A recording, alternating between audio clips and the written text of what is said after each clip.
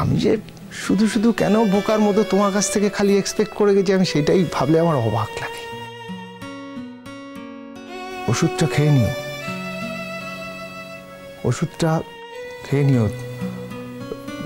একদিন ওষুধ না খাওয়া মানে কিন্তু তোমার পক্ষে খুব ক্ষতিকর। হ্যাঁ, আমি নিচে আছি। হ্যাঁ, আমি বিকেলেই চলে যাব। আচ্ছা।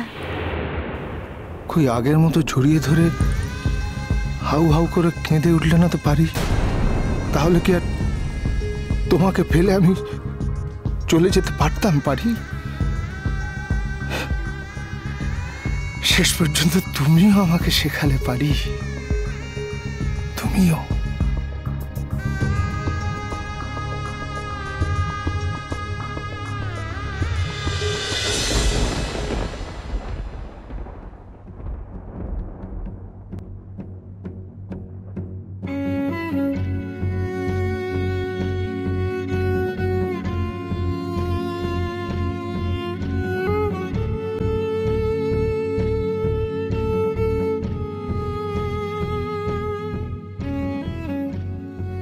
বলবো না ছাই, ছাই বলবো। হ্যাঁ, তুমি যখন আমাকে ফেলে চলে যেতে পারছো তখন আমি আমি আমি আমি আমি আমি কোনো কথাই বলবো নি গো। হ্যাঁ, কোনো কথাই বলবো নি। দেখো না আমার কি হয়, দেখো দেখো, একখানাও ওষুধ খাবো নি। হ্যাঁ, ছাই খাবো, ছাই ছাই ছাই ছাই।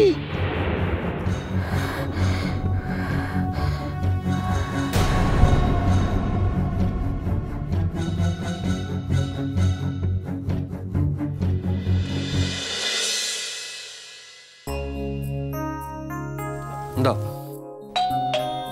দাও দাও, আমি দেখছি না।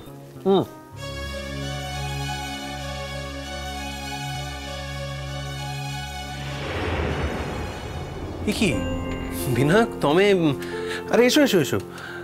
হ্যাঁ, সকালেই তো দেখা হলো, ভাবলাম হঠাৎ কোনো বিশেষ দরকার হলো কিনা। বসো, সম্মেলনের কাজ তো ভালোই এগোচ্ছে।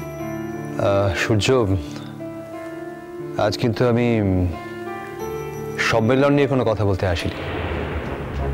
বিনায়ক, আর যাই বলো না কেন, দয়া করে কাজলকে নিয়ে এ পটে কিছু বলো না। আমি ওই ঝিওটাকে নিয়ে আর কোনো কথা শুনতে চাই না। না, কাজলের কথা আমার আর কাউকে বলার প্রয়োজন হবে না। ওর মাসি ওর কথা ভাবছে। একসময় অনেক অন্যায় করেছে ওর ওপর সৃষ্টি, আজ সে অনুতপ্ত। তাই আজ সে দু হাতে তাকে ভরিয়ে দিতে চাইছে। না, সব ক্ষতি হতে পূরণ করা যায় না, তবু যতটা যায়। বিনা, কাজল বড় ভুল করেছে, করতে পার নয়, বারবার ভুল করেছে। মোর কথা শোনেইনি। ওই নীলেদের বাড়ি চলে গেছে, আর যেতেবার সেখানে গেছে, তেতেবার ওরা ওকে তাড়িয়ে দিয়েছে। এবে কি হলো দেখো, নিজের বাড়ি ছেড়ে ওদেরই আত্মীয়ের বাড়িতে আয়াগিরি করতে হচ্ছে। সূর্য পানিগ্রাহী ঝিঁ এভাবে কাহি কি নিজেকে ছোট করবে বলো তো? তবে বলো, এটা মেনে নেওয়া যায়? মেনে হয়তো নেওয়া যায় না, কিন্তু এটাও ঠিক যে কাজল যা করেছে সেটা ভালোবাসার জন্য করেছে, ভালোবেসে করেছে। রক্ষে কর বাবা, এমনিতে ভালোবাসার কথা তো কানে শোনাও পাপ। জাগে জাগে, বাদ দাও ওসব কথা। বলো, তুমি কি কইবা করে এসেছো? সূর্য, আজ আমি একটা অত্যন্ত গোপন কথা তোমার সঙ্গে শেয়ার করতে চাই। কি বলো তো? মাসি কি থাকি পারে? আমার কোনো আপত্তি নেই, দেখবেন কথাটা যেন কোনোভাবেই এখনই পাঁচ কান না হয়। আমি কাকে কইবি সভ্য কথা? আমি কাকেই বা চিনি, কোথায় বা যাই? তবে নিশ্চিন্ত রুহ, এই সভ্য কথা কেউ কোনোদিন জানতে পারবে না। কি এমনিতে কথা বিনাক? সূর্য, সৃষ্টি খুব অসুস্থ, অনেক দিন ধরেই অসুখের বীজটাও শরীরে ঢুকেছে। প্রথম দিকে আমায় কিছু জানাতে চাইনি, ব্যাপারটা আমার কাছে গোপন রাখার জন্য ও আমার কাছে সুস্থ থাকার অভিনয় করে গেছে। কিন্তু ফাইনালি আমার সন্দেহ হওয়াতে ফাইনালি ব্যাপারটা আমি ধরে ফেলি, আর অসুখটা এখন একটা মারাত্মক স্টেজে আছে। হ্যাঁ, না মানে কি কি হয়েছে বিনা? কি এমনিতে অসুখ হয়েছে বলো তো? কিছুদিন ধরেই জ্বর থাকে, আবার আবার মাঝে মধ্যেই শরীরটাও ডাউন থাকে। আমি বুঝি পারি ও ও সেটাকে ম্যানেজ করার চেষ্টা করে। অসুখটা কি? কার্সিনোমা।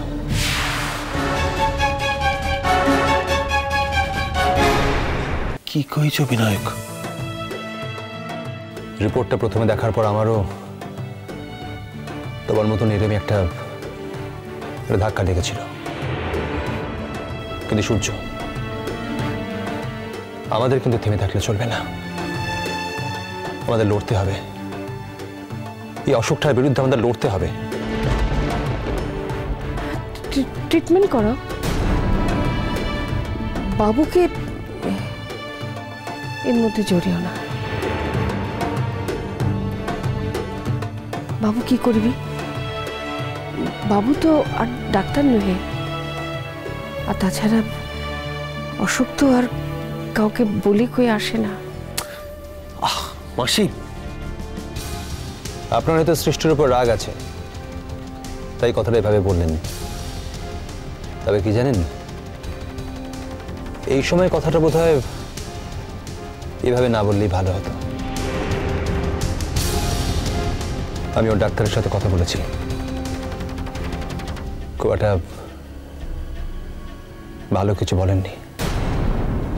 তার উপরে জেদ করে ও সময় নষ্ট করছে,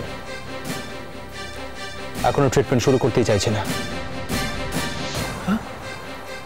সে কি কাই কি? না না, এবে তো জেদ করার সময় নহে বিনায়ক। সেক্ষেত্রে ওকে জোর করতে হবে। জোর করে যে সৃষ্টিকে দিয়ে কোনো কাজ করানো যায় না, সেটা আমার থেকে তুমি কম কিছু জানো না সূর্য। জোর করে সৃষ্টিকে দিয়ে কোনো কাজ করানো যায় না। ওর ধারণা হচ্ছে ও আর বেশি দিন বাঁচবে না, এটাই ওর জীবনের শেষ সম্মেলন। তাই সম্মেলন শেষ না হওয়া পর্যন্ত ট্রিটমেন্টের ব্যাপারে একদম মাথা ঘামাবে না। আমি ওকে অনেক বুঝিয়েছি, আমি পারিনি।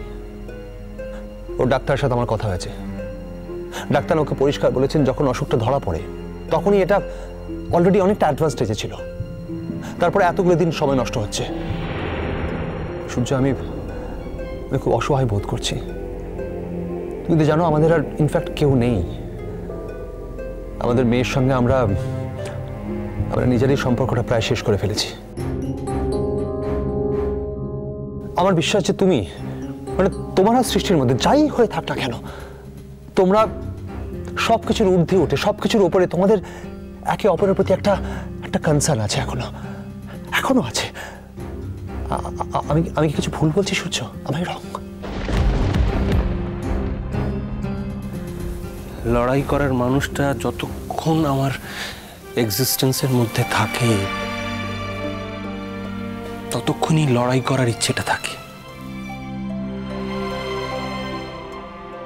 আর প্রতিপক্ষ না থাকলে তো লড়াই করার ইচ্ছেটাই থাকে না। আর যে মানুষের জীবন থেকে লড়াই শব্দটার অস্তিত্ব চলে যায়, সে বেঁচে থাকলো কি থাকলো না তাতে কি যায় আসবে না।